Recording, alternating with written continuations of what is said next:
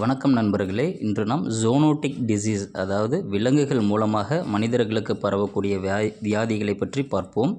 ஒருவருக்கு நோய் ஏற்பட காரணமாக அமைவது வைரஸ், பாக்டீரியா, ஃபங்கஸ், புரோட்டோசோவா என்று சொல்லக்கூடிய பூஞ்சை தொற்றுகள், ஒட்டுண்ணிகள் மூலமாக நோய்கள் மனிதனுக்கு வந்தடைகிறது.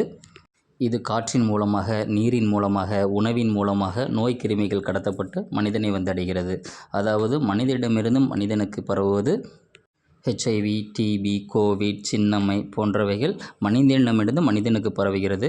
விலங்கின் மூலமாக மனிதனுக்கு பரவுவது நாய்கள் மூலமாக ரேபிஸ் வைரஸ், விலங்குகள் மூலமாக ஆந்த்ராக்ஸ் வைரஸ் மற்றும் கொசு மூலமாக மலேரியா, டெங்கு, யானைக்கால் வியாதி, ஜப்பானிய மூளைக்காய்ச்சல் போன்றவை நமக்கு பரவுகிறது. எலிகள் மூலமாக லெப்டோஸ்பைரோசிஸ் போன்றவையும் நமக்கு பரவுகிறது.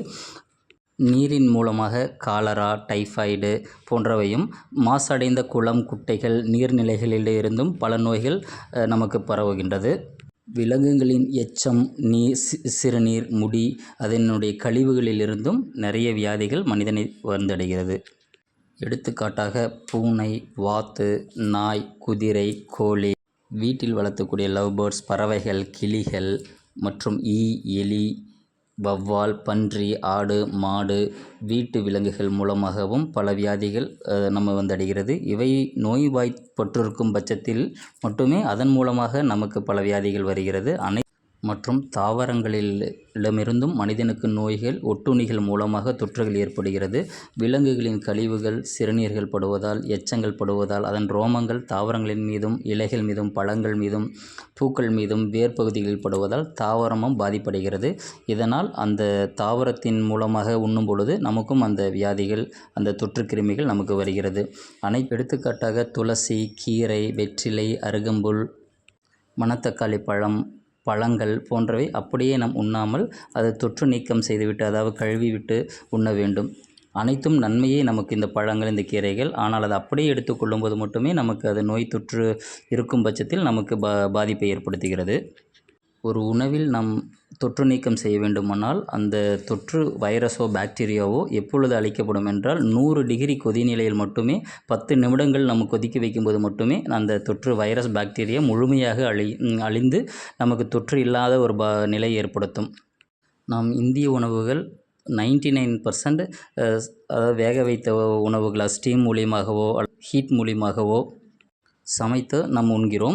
சில நேரங்களில் 1% அதாவது சமைக்க முடியாத, அதாவது சூடுபடுத்த முடியாத உணவுகள் என்று சொல்லக்கூடிய சட்னி மற்றும் மோர் போன்றவை நாம் அப்படியே உண்ணும் பொழுது அதில் உள்ள மூலக்கூறுகளாகிய மிளகாய், கொத்தமல்லி, கருவேப்பிலை, பூண்டு, இஞ்சி போன்றவற்றில் ஏதேனும் பாக்டீரியா அல்லது ஃபங்கஸ் ஏதாவது இருக்கும் பட்சத்தில் நம்மை அது வந்தடைகிறது.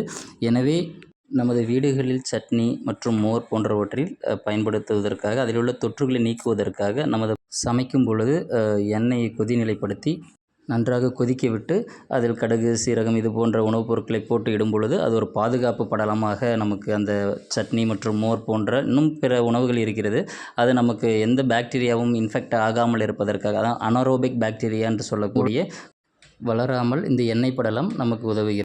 பார்க்கு, ஜூ மற்றும் பஸ் ஸ்டாண்ட், பூங்காக்கள், குளம், குட்டை, நீரோடைகள், அடர்ந்த காடுகள் சென்று வந்த பின்பும் தூய்மைப்படுத்திக் கொள்ள வேண்டும். நன்கு கை கால்களை கழுவிக்கொள்ள வேண்டும். வாய்ப்பு இருக்கும் பட்சத்தில் குளித்து கொள்ளவும் செய்வது நல்லது. தொற்று வந்ததும் கை கால்களை நாம் கழுவுவதால் 80% தொற்று நோய்களிலிருந்து தடுக்க முடியும். மற்றும் தவிர்க்க முடியாத இடங்களில் சானிடைசர் உபயோகப்படுத்தியும் தூய்மைப்படுத்திக் கொள்ளலாம். வணக்கம் நண்பர்களே, மற்றொரு பதிவில் பார்ப்போம். இதுபோன்று நாம் பயன்படுத்தி கொள்ளும் பட்சத்தில் விலங்குகளிடமிருந்தும் மனிதர்களுக்கும் மற்றும் விலங்குகள், பறவைகள் மூலமாகவும் தாவரங்கள் மூலமாகவும் நம்மளை பாதுகாத்து கொள்ளும் பொழுது பிடிச்சிருக்கும் பட்சத்தில் லைக் பண்ணுங்கள், ஷேர் பண்ணுங்கள், சப்ஸ்கிரைப் பண்ணுங்கள். நன்றி.